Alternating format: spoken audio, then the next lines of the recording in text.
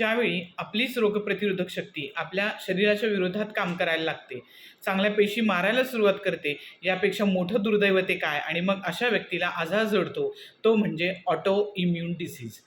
तर हे auto immune diseases कोणते? सगळ्यात कॉमन पाहायला मिळणारे psoriasis, ankylosing spondylosis, type 1 diabetes mellitus, IBS, त्यानंतर व्हिटिलिगो, SLE यासारखे बरेच ऑटोइम्यून डिसीजेस पाहायला मिळतात. ॲलोपॅथीमध्ये या ऑटोइम्यून डिसीजेसला एकतर इम्युनोसप्रेसंट्स दिले जातात किंवा स्टिरॉइड्स दिले जातात. अशाने पेशंटचा आजार तर बरा होतच नाही, परंतु त्या औषधांची पेशंटला सवय लागून राहते आणि आणखीन वेगळेच आजार निर्माण व्हायला सुरुवात होते. परंतु होमिओपॅथीमध्ये तसं अजिबात नाही. आपण रुग्णाच्या संपूर्ण शरीर प्रकृतीची माहिती घेतो. त्याच्या मागचं कारण कोणतं आहे? त्याच्यामागे स्ट्रेस आहे का? किंवा त्याची इम्युनिटी कोणत्या प्रकारची आहे? ॲलर्जिक आहे, हायपर इम्यून आहे, हायपो इम्यून आहे, या सगळ्या गोष्टींचा विचार केला जातो आणि त्या रुग्णाच्या शरीर प्रकृतीचं उत्तम असं होमिओपॅथिक औषध दिलं जातं, ज्यामुळे हे ऑटोइम्यून डिसीजेस मुळापासून बरे होतात.